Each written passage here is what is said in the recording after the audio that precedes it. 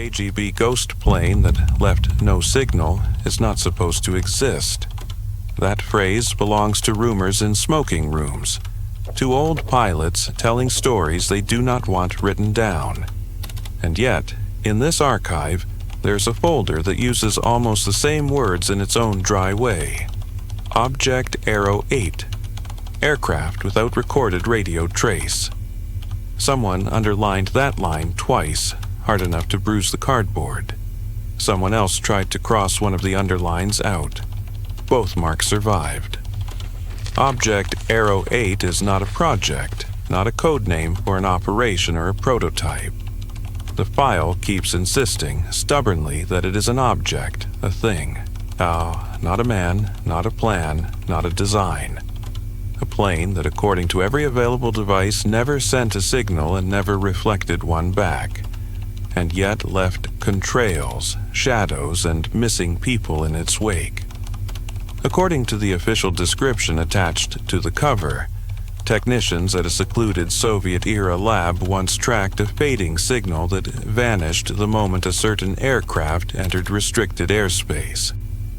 An anomaly appeared across the radar sweep, followed by an unusual reaction in the surrounding monitoring posts. Moments later, a strange shift ran through the final data lines, quietly marked by the KGB unit responsible for the sector. That is the summary. It is tidy. It suggests a glitch, a short-lived problem with equipment that was noticed, logged, and solved. If that were all, Arrow 8 would not have its own folder. It would be a paragraph inside a maintenance report. The real story starts with something more embarrassing. A training program that refused to stay in its place. The secluded lab in question sat near the end of a broken road, 3 ridges away from any town. Under the cover of communications testing, it handled things that were harder to explain than wires. Trial software for air defense screens, simulation tools, ways to teach nervous conscripts to tell a real threat from everything else that moves in the air. On maps, the place is a pale rectangle with no name, a fenced-off scar between scrub and sky. On the ground, it smells of cold concrete, diesel, and the kind of cheap soap that never quite washes metal dust from skin. The wind there has a habit of scraping along the low buildings and then dropping suddenly, as if something invisible were sucking the sound away. On paper, it was called Research Sector 7. In conversation, it was the Hill, because it sat on one. Its real importance was not the hill, but what grew out of it. A net. In the last decade of the Cold War, someone had finally convinced the right people that treating each radar, each listening post, each observation tower as an island was not enough. They needed to be fused. Data from one could correct another. Tracks could be handed from station to station, not scribbled over the telephone. Eyes and ears needed a shared picture. Sector 7 was one of the places where that picture was stitched together. Its rooms were full of screens, some real, some mocked up. On some nights, those screens showed the actual sky, as seen through antennae scattered across the region. On others, they showed an invented one, full of training targets. When the screens showed the invented sky, the building felt subtly different. People talked louder, joked more, knowing that nothing could actually hit them. On live nights, the same men moved more carefully, chairs squeaking less, cigarettes burning down forgotten in ashtrays as they leaned forward to listen to the thin, beeping heart of the system. That is where Arrow 8 first appears, as a line in the code for a simulation nobody liked. The early pages of the file are not dramatic. They are full of the minor irritations of people trying to make complicated equipment behave. An engineer complains that the new training program is overloading the old displays. A lieutenant complains that the simulated targets behave too cleanly, without the jitter and noise of real aircraft. Someone else notes that under certain conditions, the training tracks bleed into the live picture, confusing operators. In one early report, a tired programmer sums it up like this: "We have built a second sky inside the first, and the two do not always stay separated. Arrow 8, at that stage, is not yet a ghost plane. It is a test entry in a list of simulated objects. The software needs names for the false targets. They choose simple ones: Arrow 1, Arrow 2, and so on. Arrow 8 is defined as a fast, small object, approaching from a particular direction, used to test reaction times. It is supposed to show up on screens as a crisp, bright track with predictable behavior. In simulation mode, Arrow 8 does exactly that. Operators sit at their consoles, lights low, and watch the screens as synthetic tracks glide across. They are told which are enemy, which are ours, which are decoys. They learn to respond in the correct sequence. On those nights, the real sky outside is irrelevant, but Sector 7 does not shut the outside off. Even in training, some of the antennae are still listening. A thin feed of live data runs beneath the fake picture, like a quiet line under a loud melody. Most of the time, no one pays attention to it. On one such night in late autumn, when the cloud ceiling sits low and the air tastes metallic, the training supervisor asks the programmer to inject an extra Arrow 8 into the scenario. "Make them sweat," he says. "Add one more fast one at the end." The programmer types the command, his fingers already tired of the names. Somewhere in the maze of code, an extra Arrow 8 is born. On the screens, as expected, a bright synthetic track appears at the edge of the sector and begins its scripted path towards the center. The conscript operators murmur, adjust, respond. Their voices are recorded, their reaction times noted. It is all routine. Then one of the quieter monitors, the one that still carries raw input from a real outlying radar station, shows a flicker that does not belong to the script. The flicker is small, almost lost in the usual noise. One of the technicians notices it only because he happens to be looking at the wrong screen at the right time.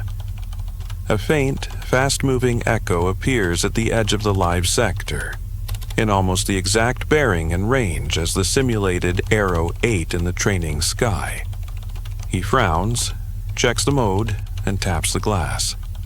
The echo moves further in. The synthetic Arrow 8, unaware of anyone else wearing its name, continues its scripted approach on the main displays. The technician calls the supervisor over. "Do we have live traffic?" he asks. The supervisor glances at the primary screens, sees only the frozen rectangle of the training field full of symbols, and shakes his head. "Only plastic tonight," he says. "Ignore the shadows." The technician does not ignore it.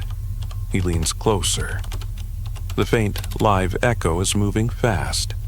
It is in the same place, in the same direction, at the same speed as the simulated Arrow 8. When the synthetic track makes a gentle turn in the training scenario, the real one, on the raw feed, bends in an eerily similar arc. He notes the time on a scrap of paper. It is the kind of small disobedience these places depend on. Later, after the session ends and the lights come up, he goes back through the live recording. The echo is there. Not strong, not clean, but persistent. It comes from beyond the usual traffic lanes, crosses the restricted airspace, and then, as the scripted Arrow 8 reaches the inner zone on the training screens, vanishes. The programmer shrugs when the technician shows him. "Coincidence," he says. "A real plane and a fake one happen to cross paths." The world is big, but not that big. The technician presses. Then why is there no corresponding radio call? No transponder code? The equipment logged nothing but the echo. That question earns him a visit from the KGB officer assigned to the hill. The officer is not angry, but he is interested. His job is to be interested whenever coincidence appears too many times in reports. The file contains the first formal description of the incident.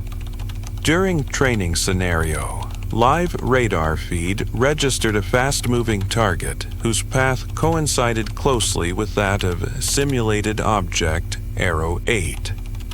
No associated communications or identification signals were recorded. Echo disappeared upon entering inner restricted sector. Possible calibration or filtering artifact. Further observation recommended. The simplest explanation is a software bug. Some piece of the simulation bleeding into the raw display. That is what everyone wants to believe, because it keeps the problem inside the wiring. To test that, they repeat the scenario a week later.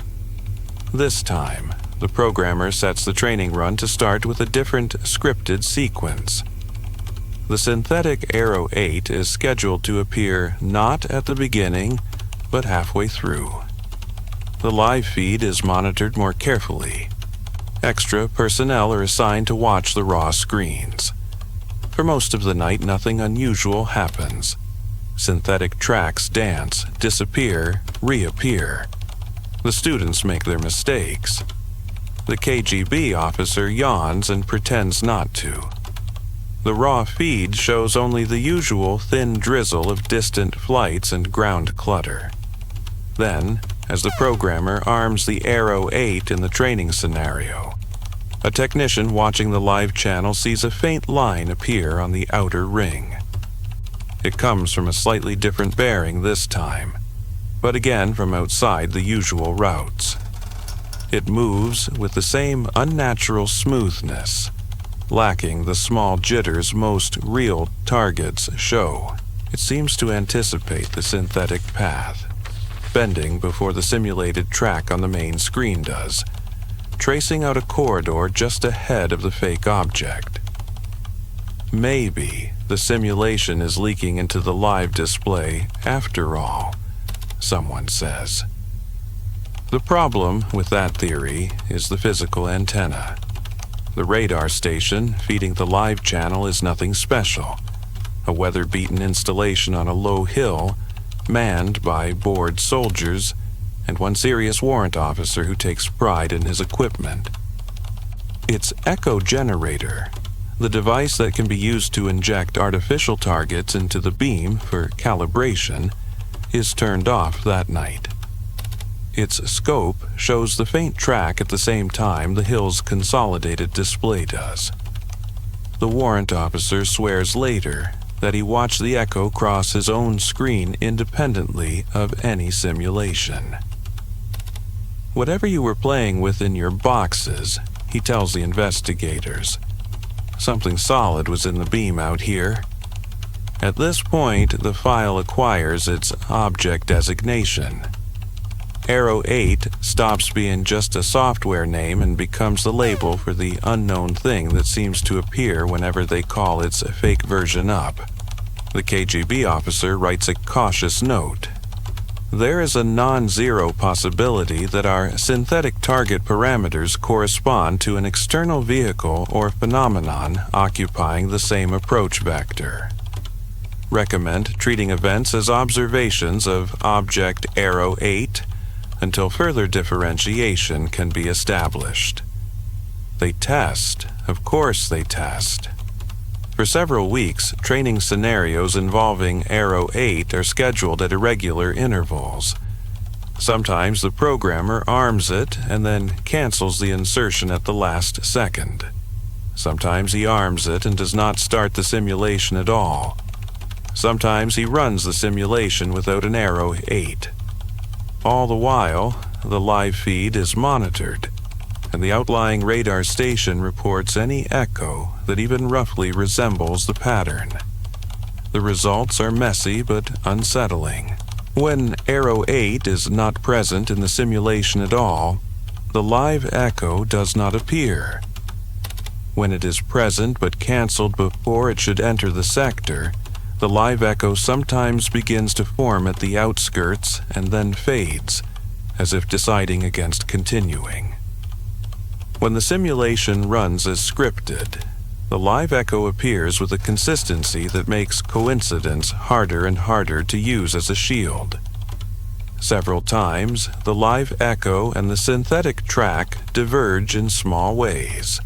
A slightly different turn, a different speed, and then, over a few sweeps, converge again until they overlay one another so closely that the displays cannot tell them apart. During one such convergence, operators at the Hill report a brief but complete collapse of distinction between exercise and reality on their consoles. Training labels, colors, and symbols briefly vanish. Every track on the screens, including the ones representing friendly aircraft hundreds of kilometers away, becomes a simple, unmarked mark, as if the system has forgotten what is invented and what is not. The effect lasts only seconds. When the displays recover, the synthetic scenario ends automatically. The live targets remain blinking in their usual way. Object Arrow 8 is gone. In the log, someone writes, "Short disturbance of display overlay, likely software fault." Underneath, the KGB officer adds, in the small handwriting of someone who has learned not to overstate anything, "Disturbance coincident with maximum overlap of Arrow 8 simulation and live echo. Behavior of system suggests internal resolution of conflicting realities." No one likes that sentence. It stays in the file anyway. They could, at this point, have chosen to stop using the Arrow 8 scenario. They could have taken the conservative path, blaming the simulation, scrubbing the code, and pretending the live echoes never quite met any threshold. In a healthier system, perhaps that is what would have happened. In this one, someone higher up sees a different angle. Communication. If there is an external object, vehicle, or phenomenon that responds to the internal parameters of their simulation, then the simulation is not just a training aid, it is a dial. Arrow 8 becomes a possible way to call something up, or to see if something is listening. The Hill receives a directive, written in the bland language of methodological extensions, authorizing an expanded test series to characterize dependencies between synthetic scenario parameters and observed live responses associated with Object Arrow 8. Translated: keep turning the dial, but do it more carefully.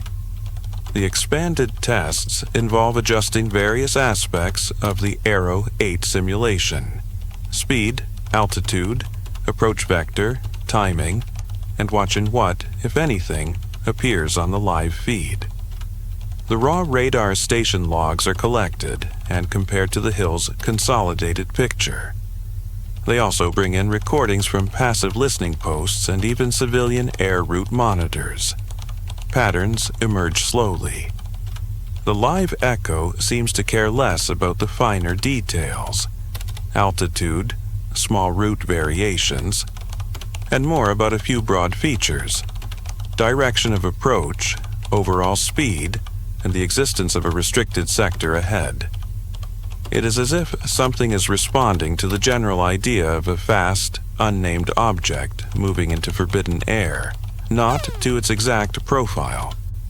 More than once, when they run a scenario in which the Arrow 8 track stops short of the inner zone, the live echo slows or fades near the same boundary, as if expecting a continuation that never comes. On one such occasion, the outlying radar records the echo circling in a lazy loop, just outside the restricted line before vanishing. The engineer writes, Object Arrow 8 displays apparent awareness of conceptual borders, not directly visible to it. Its behavior tracks our rules, not the terrain. That is the sort of sentence that makes security officers reach for simpler words. Operator bias, one suggests. We see what the scenario leads us to expect. To challenge that, they run a blind test. One night, the programmer loads a scenario with no Arrow 8 in it, but tells no one. The technicians watch the live feed anyway. No echo appears.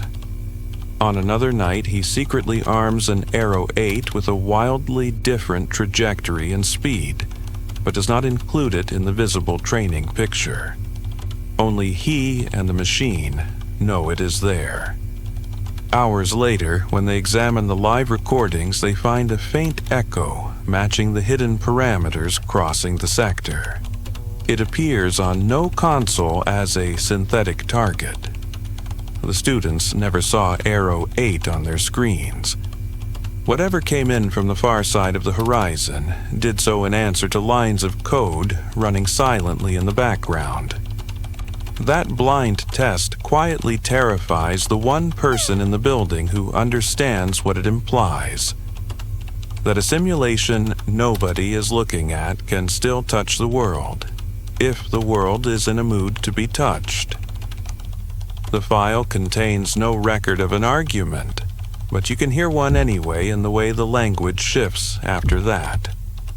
There are fewer casual remarks from engineers.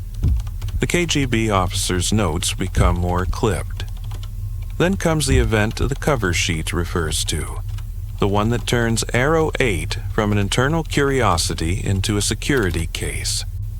It happens in winter, during a live operations night when no training is scheduled.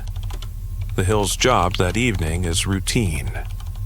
Monitor the region's airspace, feed a clean picture to higher command posts, coordinate handovers between civilian and military traffic. The simulation system is idle. The Arrow 8 routines are, according to the log, not loaded. The building feels different on live nights like that. The air is drier, as if even the humidity is standing to attention. Out beyond the windows, the snow on the embankments reflects the pale light from the antenna field, turning the world into bands of gray. Inside, the only real color comes from the screens, painting tired faces in sickly green and blue. Near midnight, the outlying radar station reports a faint target approaching from beyond the border. It is small, fast, low. It does not match any filed flight plan. It does not respond to challenge calls on the usual frequencies. The Hill's consolidated picture shows it as a thin mark on the edge of the sector, barely above noise. The warrant officer at the station phones the Hill directly. His voice, in the transcript, is tense but controlled. "We have something sneaking under the main beams," he says. "It is not a bird. It is not weather. It does not talk." The Hill confirms the track. They mark it, watch it. It moves along a line that, to anyone who has spent the last months with Arrow 8, feels uncomfortably familiar. Standard procedure is clear. Unidentified objects approaching restricted airspace without identification must be intercepted. The Hill notifies the local airbase. 2 fighters are scrambled, climbing into the cold dark. So far, this is just a small incident in a long list of small incidents. The reason it is in this file and not lost among duller stories lies in what the consuls did next. As the fighters approach the unknown, the Hill's displays begin to show a faint second track, very close to the first, slightly ahead of it, like a shadow drawn by an invisible light source. The 2 echoes do not merge, but they move in parallel, separated by a tiny, consistent gap. On the raw feeds, the separation is barely visible. On the processed screens, it is clearer. The unknown object and its shadow cross the outer border and head towards the inner restricted zone. The live voice channel from the fighters adds another layer. One pilot reports seeing nothing on his own radar, only the hill's picture on his repeater screen. The other claims a fleeting contact. Something small, cold, ahead of me. No lights, no heat signature I can lock. Only the ground. They are ordered to hold a certain distance, to shadow the unknown, but not to engage unless specifically instructed. The KGB officer, now fully awake, has joined the chief controller at the center console. They both stare at the two thin lines moving across the synthetic map. Up to this point, no one has spoken the word arrow. The operators are too busy, the officers too cautious. The engineers at home, asleep. The unknown and its shadow reach the inner boundary, the imaginary wall on the screens that delineates the air around the hill's most sensitive installations. The plan is to force the object to turn away before that line. If it does not, step up the response. What happens instead is simple and difficult to describe without slipping into superstition. On the exact sweep where the unknown crosses the line, all the hill's screens briefly flatten. Colors disappear. Labels vanish. Tracks, both the unknown and the friendly fighters, turn into identical gray marks. For one breath, the entire sky is rendered as an unstructured field of moving dots, with no past and no future. Operators shout. A technician slaps the side of a console, as if it were a misbehaving television. The room's fluorescent lights flicker. Someone instinctively glances up, as if expecting the ceiling to lift and show the real stars. In that gap, according to the recordings, several independent systems log something that should not have happened. The outlying radar station's raw data shows the unknown echo continuing straight into the inner zone. The hill's recording, pulled later from the central storage, shows the same, but only on the lowest, least processed channel. The mid-level track extractor logs a brief duplication, the same target ID assigned to two positions, one inside, one outside, for less than a second. Higher level displays, the ones the commanders look at, show nothing. No unknown, no shadow. Only the fighters curving in bewilderment at empty space. On the tapes from the fighters, both pilots report a whiteout in their instruments. All contacts briefly replaced with a featureless glow. One of them says he felt, in that instant, as if I had flown into the reflection of something that was not there. When the hill's screens recover, the unknown is gone. The shadow is gone.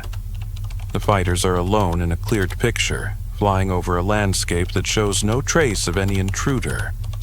The warrant officer at the outlying station insists he saw the echo continue for one more sweep, deeper into the restricted area, before fading. But his local recording for that period is corrupted, a smear of gray where the data should be. The hill logs the incident as temporary loss of track during data fusion disturbance. That is the official phrase. In the immediate aftermath, the room smells of overheated electronics and fear. A thin line of dust has fallen from somewhere in the ceiling, leaving pale streaks on dark hair and jacket shoulders, as if the building itself flinched. The KGB officer's personal note on the event is unusually candid by his standards. We appear to have observed the convergence of an external object and an internally defined object, Arrow 8 trajectory pattern, at the boundary of a restricted airspace model. At the moment of convergence, The system failed to maintain a distinction between simulated and real entities, resulting in a blanking of higher-level representation. The final state of the external object remains unknown. That last sentence, final state unknown, is underlined, then partially erased, then underlined again. What follows is a predictable ritual: investigation. Teams arrive from the Ministry, from the Air Defense Command, from the KGB's own technical department. They pull logs, check cables, interrogate programmers and controllers. They demand to know why training routines existed on the same hardware as operational systems. They consider disciplinary measures.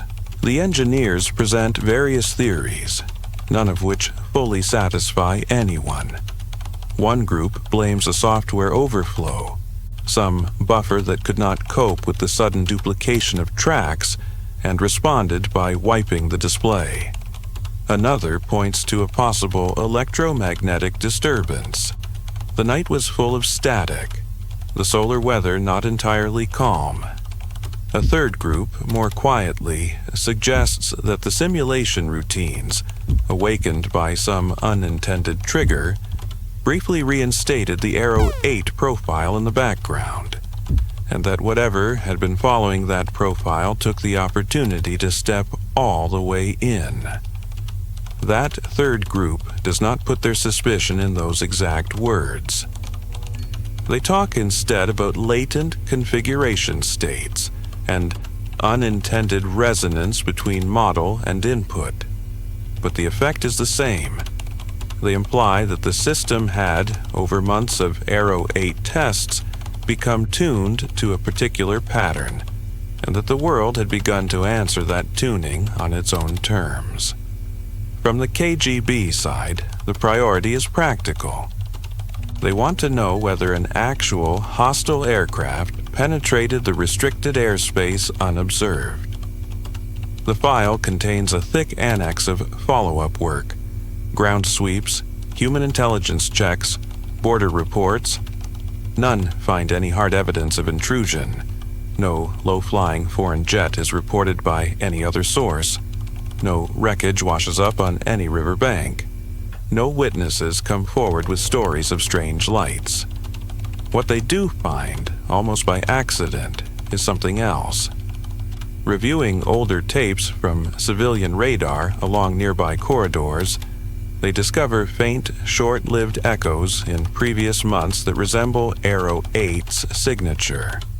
Weak, fast-moving marks that never quite crossed into military sectors, written off at the time as ghosts or flocks. When plotted over a map, these echoes trace out a loose, repeating pattern of approach, turn, and retreat, always skimming the edges of forbidden zones as if testing their shape. One analyst notes, Object Aero 8 may have been probing our conceptual borders long before we noticed. Our simulation simply gave it a clearer line to follow. At this point, if you are inclined towards metaphors, you might say they had been whistling into a dark forest, and at some point something started whistling back.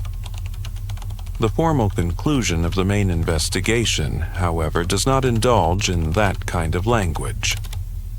It asserts that there was no confirmed violation by hostile aircraft, attributes the display disturbance to software instability, exacerbated by poor separation between operational and training modules, and recommends a series of reforms. Stricter isolation of simulation routines, improved logging, more thorough testing. It also quietly orders the Aero 8 scenario removed from the training catalog. The programmer complies, at least on the surface. He deletes the scenario files, renames directories, replaces the Aero series with a more benign set of simulations. In the official list, Aero 8 no longer exists. The real work of erasure begins in the archives. Several early reports that mention Arrow 8 by name are retyped with that name replaced by generic labels. Fast object. Target sample. The blind test, where the hidden Arrow 8 seemed to call up a live echo, is omitted from the official experiment summary. The engineer's line about conflicting realities disappears. In their place are soothing phrases about learning opportunities and refinements to procedure. Some documents escape this cleaning, usually because they were misfiled, or because they exist only as carbon copies in personal folders. That is why we know as much as we do. Whoever did the scrubbing was thorough, but not gifted at hunting smaller ghosts. The most striking sign that the story refused to die quietly is a series of later incidents that echo it in miniature, long after Arrow 8 was supposedly deleted. In one, years later, a new officer at a different radar station reports seeing a track with no radio and no context, cut briefly across his sector along a route that matches the old Arrow 8 approach vector. He has never heard of the project. His description uses the same restless phrasing as the first technician at the hill. It was like a training target that forgot it was supposed to be fake. In another, during a software drill at a training academy far from any border, an instructor loads a scenario containing only slow-moving, lumbering bombers. Watching the raw feed out of habit, he notices a faint, fast-moving echo trace a short path through the edge of the display and vanish. The system logs it as noise. He notes, in his private notebook, the number 8. The file contains photocopies of these reports, clipped together with a paperclip that is rusted to the color of dried blood. Above them, written in the same tight hand as the earlier engineer, is a question. Have we entirely removed Arrow 8 from the system, or only banished it from polite conversation? Somewhere in the gap between those incidents and the official closing of the case, someone decides that the safest story is the most boring one. The final, formal assessment in the folder is almost aggressively dull. It acknowledges episodes of anomalous radar behavior associated in staff memory with internal test designation Arrow 8, but insists that no incontrovertible evidence exists for an independent external object tied to these patterns. It repeats the conclusion that insufficient separation between training and operational systems created artifacts in the shared display environment, and that subsequent hardware and software upgrades have eliminated comparable behavior. The last sentence reads, Object Arrow 8 is retained as a methodological reference to avoid similar conflations in future fusion architectures, not as an actual material object. That is the official attempt to turn a ghost plane back into a software error. The unofficial last word lies not in any stamped report, but in a pencil note on the inside of the back cover, nearly erased by the years. It is written so faintly that you have to tilt the page towards the light to read it. Nothing we build should be able to invent its own intruder, it says. If there was no plane, something in our system believed there was and behaved accordingly. If there was a plane, we taught our system to hide it the moment it arrived. You can choose whichever of those possibilities feels less uncomfortable. The file does not help you decide. Standing here, in a modern archive room where the hum of climate control has replaced the buzz of old consoles, it is easy to be dismissive. Radar ghosts exist. Software was crude. Paranoia was policy. A handful of faint echoes and some tired men telling stories are not much to build a legend on. But the story of Arrow 8 is less about a single mysterious object and more about what happens when the lines between our models and our measurements blur. Sector 7 built a second sky inside the first. For a while, there was a place and a few nights where the two skies touched, and a thin, fast thing walked the seam. It might have been nothing more than the system seeing its own reflection and mistaking it for a visitor. It might have been something outside, opportunistic, riding the shape of their expectations like a wave. The distinction, in practice, matters less than we would like. In both cases, the people in the room lost their solid ground. Their instruments, the things that were supposed to separate fact from fiction, briefly decided they did not want that job. They were tired, too. The KGB ghost plane that left no signal exists, in the end, only as a tangle of discrepancies. Radar sweeps that disagree. Pilots' eyes that saw something their screens did not. Logs that changed their own wording after the fact. No metal was recovered. No serial number recorded. No wreck photographed. If you demand hard proof in the way of bolts and panels, Arrow 8 will disappoint you. If, instead, you are interested in the places where a system betrays what it really fears, this thin folder is enough. One last detail sticks with me. Nested deep in the annexes is a transcript of a late interview with the first technician who noticed the strange coincidence between synthetic Arrow 8 and the faint live echo. By then, he is older, out of uniform, working in a civilian job that still involves screens. The interviewer, a young archivist with more patience than sense, asks him whether he believes there was ever an actual plane behind Arrow 8. The man hesitates for several lines of tape. Then he says, "I used to think in those terms. Plane or no plane." Later, I realized that was the wrong question. We told ourselves the sky contained aircraft, birds, weather, and nothing else. Then we drew some lines and taught our machines to care about those lines more than about the sky.